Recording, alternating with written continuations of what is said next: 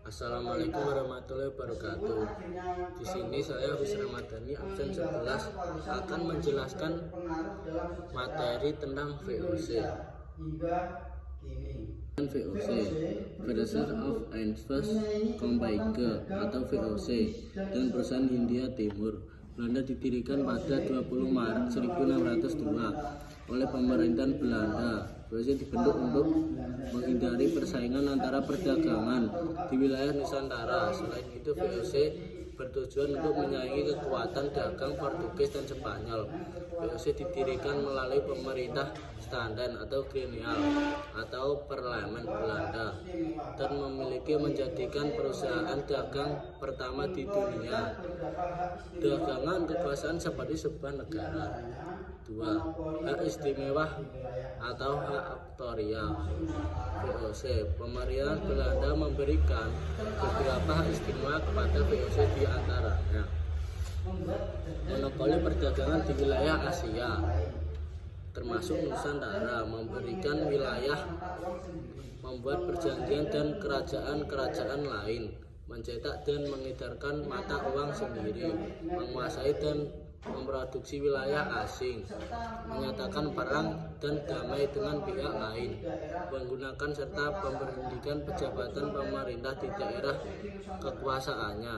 3. Tujuan dan peran VOC di Nusantara: menguasai perdagangan rempah-rempah di Nusantara dan mendapatkan keuntungan sebesar-besarnya. VOC politik yang berusaha menguasai wilayah strategis di Asia, termasuk Indonesia. Untuk mencapai tujuan, VOC melakukan berbagai tindakan seperti menguasai jalur perdagangan rempah-rempah, menjalin dan monopoli perdagangan dengan kerajaan-kerajaan di Nusantara, melakukan wilayah-wilayah menantang kebijakan VOC, menjalankan politik defend and impera atau adu domba di antara kerajaan lokal. 4. Kebijakan VOC di Indonesia untuk mempertahankan monopoli dan memperkuat kekuasaan di Nusantara, antara lain: A. Monopoli perdagangan. VOC hanya mengizinkan perdagangan rempah-rempah dilakukan dengan mereka. Pribumi dan asing dilarang berdagang tanpa izin VOC. B. Ekspektasi atau perusahaan tanaman rempah. Jika produksi rempah-rempah terlalu tinggi dan harga turun, VOC pemerintah untuk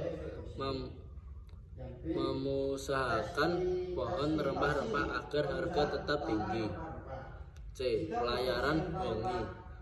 VOC menjalankan pelayaran hongi, yaitu patroli laut menggunakan kapal-kapal cepat untuk mengawasi perdagangan rempah-rempah dan menghancurkan rempah-rempah dijual di luar kendali VOC.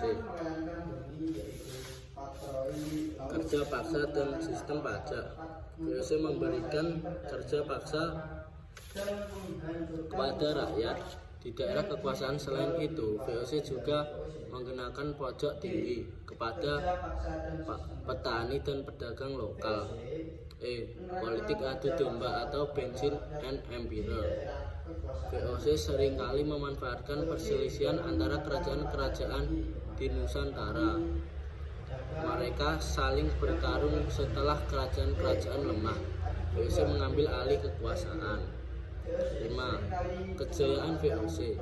Pada puncak kejayaan di abad ke-17, VOC menjadi perusahaan dengan besar di dunia. Beberapa faktor kejayaan VOC meliputi menguasai jalur perdagangan rempah-rempah di Asia Tenggara, lalu mendirikan kantor dagang dan berdagang di berbagai wilayah seperti Batavia atau Jakarta, Maluku, Makassar, Ambon, dan memiliki pasukan militer sendiri. Memperoleh keuntungan besar dari perdagangan rempah-rempah. 6. Kemunduran dan pembubaran VOC. Meskipun serta berjaya, VOC mulai mengalami kemunduran pada akhir abad ke-18. Penyebab kemunduran VOC antara lain konflik dalam tubuh VOC, banyak penyebaran VOC, banyak pejabat VOC yang menyalahgunakan kekuasaan untuk kepentingan pribadi, perang yang menghabiskan anggaran VOC terlibat dalam berbagai konflik, termasuk perang melawan kerajaan di Nusantara. Persaingan dengan negara-negara lain, Inggris dan Prancis mulai menyaingi dominasi VOC di Asia. Beban utang yang semakin besar, VOC memiliki pengelolaan yang buruk.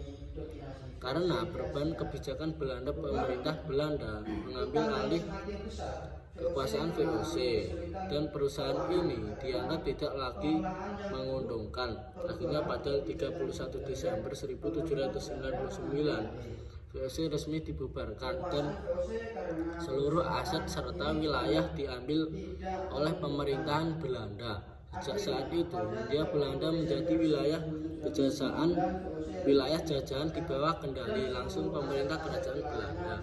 7. Dampak VOC bagi Indonesia. Keberadaan VOC membawa dampak besar bagi Indonesia, baik positif maupun negatif. Dampak positifnya. Dampak positifnya yaitu memperkenalkan sistem perdagangan modern, mengembangkan pelabuhan dan jalur perdagangan internasional, memperkenalkan taman baru seperti kopi dan teh. B. Dampak negatifnya. Eksploitatif sumber daya alam dan manusia di Nusantara, penindasan dan perbudakan terhadap rakyat pribumi, hilangnya kedaulatan kerajaan-kerajaan lokal, pengaruh sistem politik Davis and Empire yang melemahkan persatuan bangsa. Kesimpulannya, VOC adalah perusahaan dagang Belanda yang memiliki kekuasaan besar di Nusantara selama hampir 2 abad. Keberadaan membawa dampak besar dalam sejarah Indonesia, terutama dalam pemerintahan. Meskipun akhirnya bangkrut, VOC meninggalkan warisan yang masih pengaruh dalam sejarah Indonesia hingga kini.